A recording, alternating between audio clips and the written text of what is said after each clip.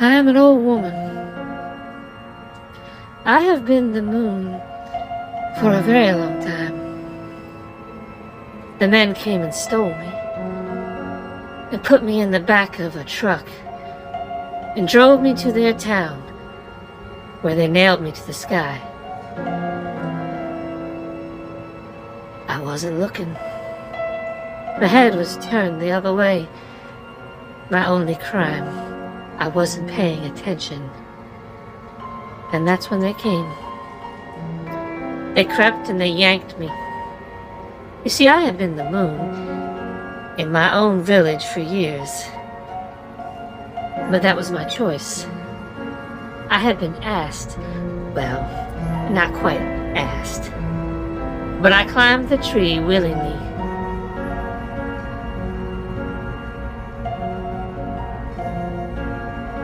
I can admit the truth. I am beautiful. I've always glowed more than the other girls. From birth. Even though the other girls are quite beautiful too, I have certain qualities that they did not. I lived with my uncle because my parents were gone. I told myself they died in the war, but the truth is they abandoned me. And somewhere I got lost.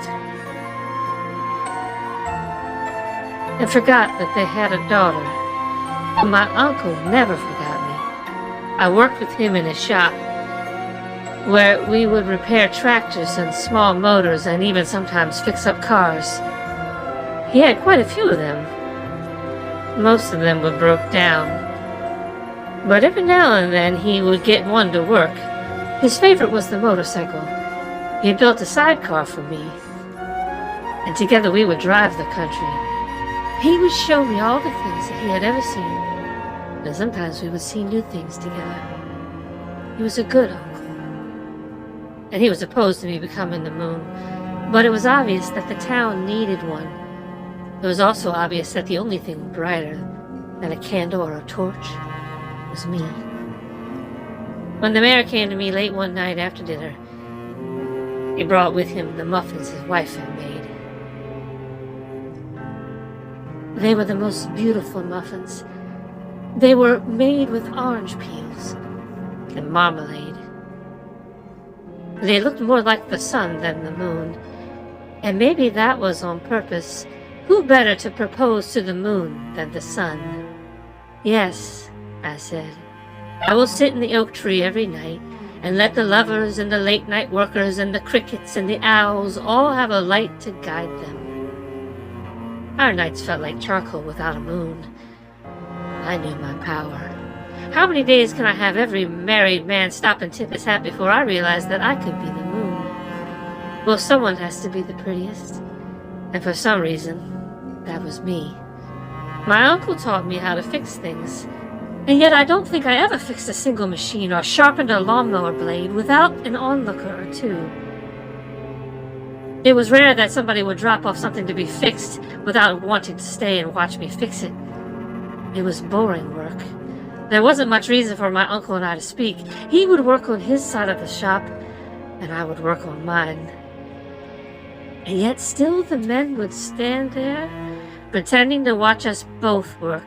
But if you asked any one of them the color of my uncle's overalls, they would have stared at their shoes and kicked the dirt. My uncle lived with guilt. When my mother got pregnant, he promised in his prayers that he would take care of me. Of course my mother could have been the moon. She was pretty too.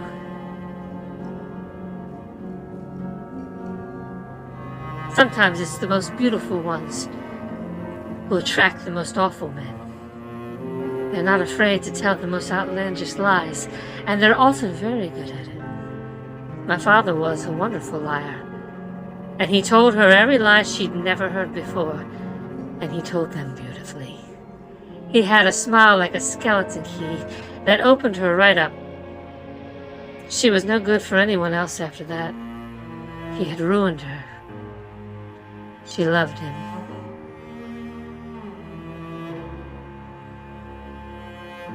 There was a town not far from ours where they did not have a moon, One day a man came into our village with his truck smoking and dead.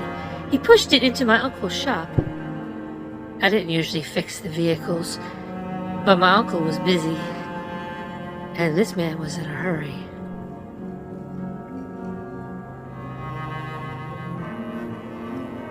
No one needs the moon in the daytime. I would climb down every morning and do the things that I had to do. I liked helping my uncle, so I fixed this man's truck. But he wouldn't stop staring at me. I'm used to being stared at, but this was something different. He had the eyes of a painter. He had the eyes of a hawk. When I spoke to him, he didn't listen to the words. He traced the glow of my shoulders that crept down between my breasts. Somehow he found the curves that were almost invisible in my overalls. You're that moon from last night. You were up in that tree. I nodded my head even though I felt for the first time that it might have been in my best interest to lie. I can see why they made you the moon. He smiled. He pulled money from his pocket and paid the bill that I sat in front of him. I left the keys on the receipt.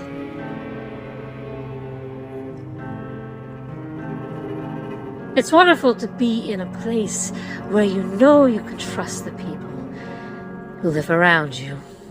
But the weakness is that you don't know what it's like to mistrust.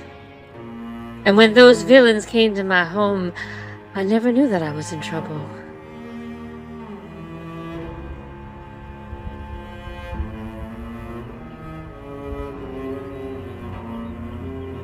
The man and his friends cut down my tree.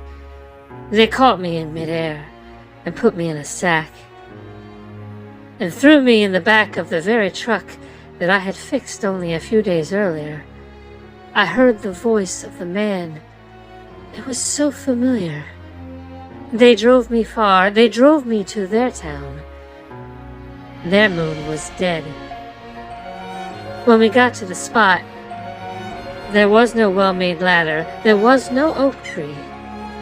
They simply bound my hands, cut me out of my clothes, tied a rope around my waist, and nailed me to the sky. I hung there in the sky, day and night. During the day, the men would come and just stare at me. Their hands were always busy in their pockets. They studied me so that they could remember me later in bed after the wives went to sleep. The women of the town ignored their husbands. But when they were alone with me, they would throw rocks and teach their daughters to do the same. I guess no one minded the bruises, because at night my silver glimmer covered up every wound. Sometimes I would look around the town and see the number of things that needed to be fixed. I thought that if they let me down, I could fix those things for them. But they weren't interested in fixing things. They couldn't see me as someone with hands. They didn't mind the bruises or the cuts or the blood that would sometimes drip from my chin. No, that was all part of it. In this town, they wanted their moon to be humbled. I was second to the sun. Most of the people of this town didn't even go out at night. It wasn't a safe place. One day when I get too old, they will shoot me and cut me down. They will place me in the shallow grave that the man with the truck purchased years ago. He stands below me almost every night. He smokes a cigarette and rubs the back of his neck, staring up at me like I am a ghost and not a moon. He says my mother's name when he looks at me. All I can do in response is glow. The only thing left after that is to die, and it can't come soon enough. Death is my mother, and she waits for me patiently.